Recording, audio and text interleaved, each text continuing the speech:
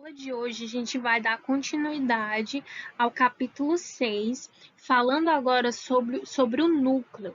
Nas aulas anteriores, a gente falou sobre as outras duas partes básicas e estruturais da célula, que a primeira foi a membrana plasmática, depois a gente falou sobre o citoplasma e agora a gente vai falar sobre o núcleo. Então, vamos lá. O núcleo está presente aí na parte central da célula. Eu peguei a mesma imagem do slide anterior para demonstrar aonde está o núcleo para vocês. A gente estudou primeiro aqui, foi a membrana, ó, que está de amarelo, a membrana plasmática. Depois a gente estudou esse citoplasma aqui, ó, que está de verde.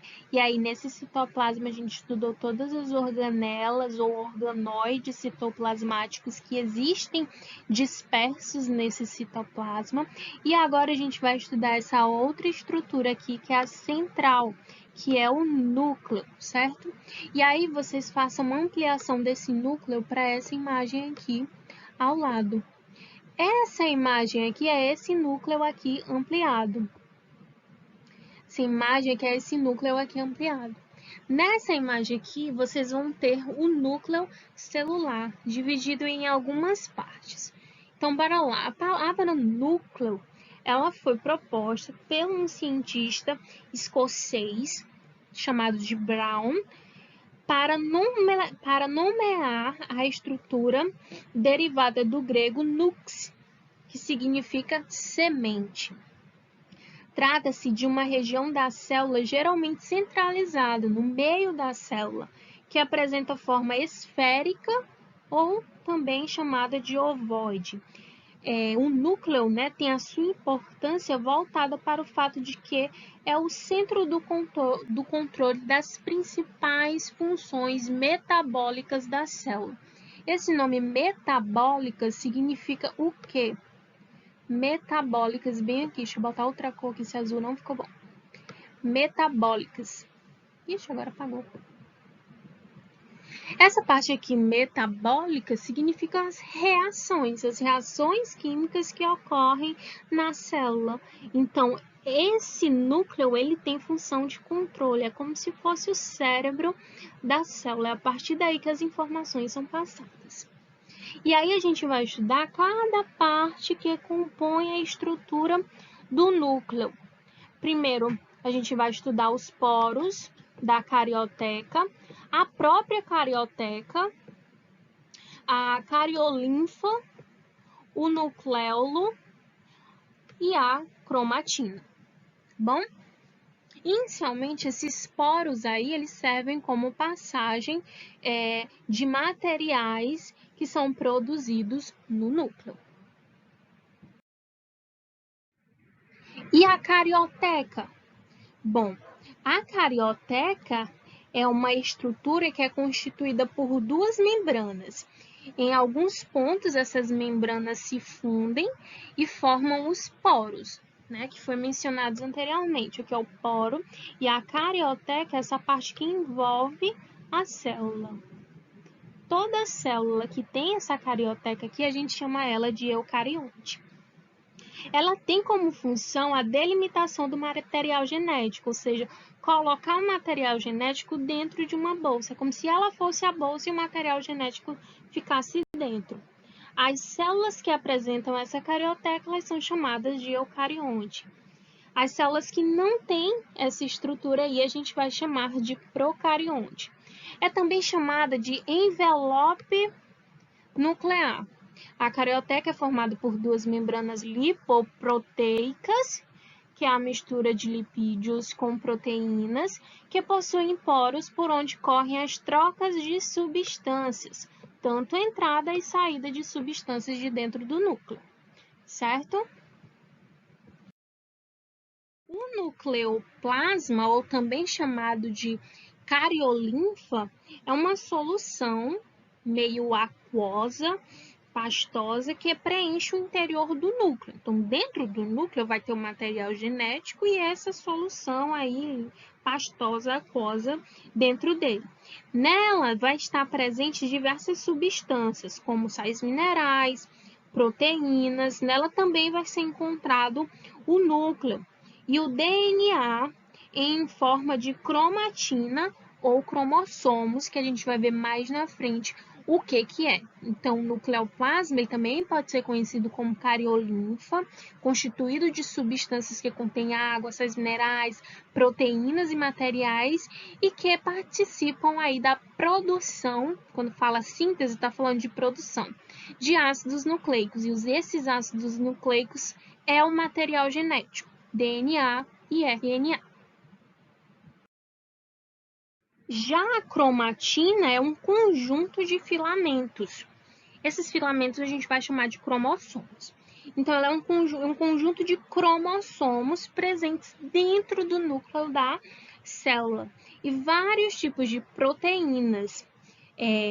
Com um microscópio eletrônico, é possível ver uma região mais corada, onde fica a cromatina, mais densa, que é chamada de heterocromatina.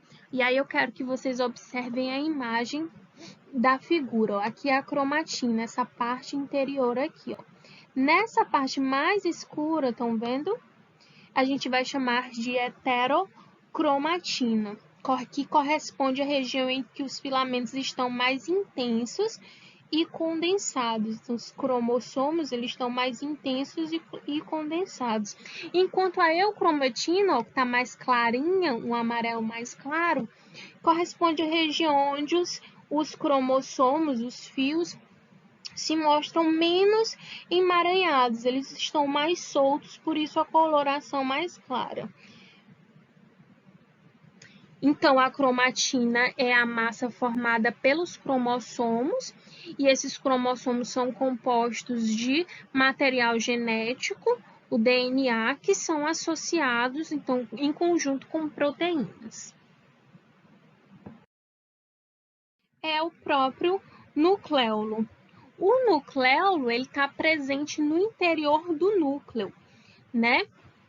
E esse nucleolo ele não possui uma membrana de revestimento. Pode haver mais de um nucleolo dentro de um núcleo e são constituídos por ribossomos. Ribossomo, a gente viu na aula anterior, é aquela organela ou organoide, citoplasmático, a qual fazem a síntese proteica, ou seja, a produção de proteína.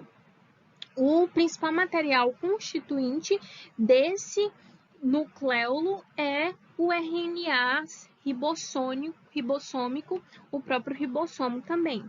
O nucleolo sintetiza continuamente moléculas de DNA ribossômico, que associam-se a moléculas e proteínas na formação dos ribossomos. Quando prontos, os ribossomos saem do núcleo através dos poros da carioteca e vão para o citoplasma. Foi o que eu falei anteriormente para vocês. Do núcleo vão sair substâncias. E uma dessas substâncias é o ribossomo.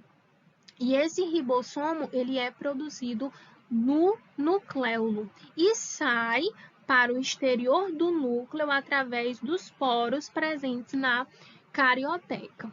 Então, bem que na imagem vocês podem ver. Aqui eu tenho um nucleolo. Aqui são produzidos os ribossomos. Após a produção, ele vai sair aqui, ó, por esses poros aqui, ó. E aí, quando ele sai desses poros, eles se prendem a esse outro organoide aqui, que a gente viu na aula passada, que é chamado de retículo endoplasmático granular ou rugoso. Uma atividade para casa vai ficar uma atividade avaliativa 2. Aquela primeira atividade passada sobre os experimentos, o trabalho avaliativo, ele valia 2 pontos. Então, quem fez aquela atividade já tem 2 pontos garantidos. Mas aí a gente precisa contemplar essa nota. Então, para contemplar essa nota, a gente vai fazer essa atividade avaliativa, que é um mini seminário, é uma apresentação oral. o que que vocês vão fazer? Vocês vão gravar um mini vídeo, pode ser até de 10 minutos, 10 minutos é o máximo, então resumam o máximo que puderem, né, explicando a função de cada organóide citoplasmático. E aí, quando eu falo resumo, não é para fazer de qualquer jeito, porque aí é a avaliação de vocês. Eu quero que vocês caprichem, façam um resumo, mas um resumo completo, gravem em um lugar claro, coloquem a farda da escola, façam um áudio que a gente consiga, que eu consiga, né, escutar o que vocês estão falando. E aí, o que vocês vão fazer? Vocês vão explicar a função de cada organóide citoplasmático, esses mencionados aí no slide. Retículo endoplasmático, qual a função dele? Qual a função do complexo golginiense? Qual a função dos lisossomos, dos peroxissomos, das mitocôndrias, dos ribossomos, dos centríolos, dos cloroplastos, dos vacúolos? E aí, essas informações vocês podem obter tanto no livro quanto na internet para enriquecer aí o trabalho de vocês. Então, caprichem, a data de entrega é até o dia 22, até segunda da semana que vem. Pode entregar antes, mas o retorno eu só vou dar na segunda mesmo, que é a nossa aula, no horário da nossa aula, tá bom? Tchau!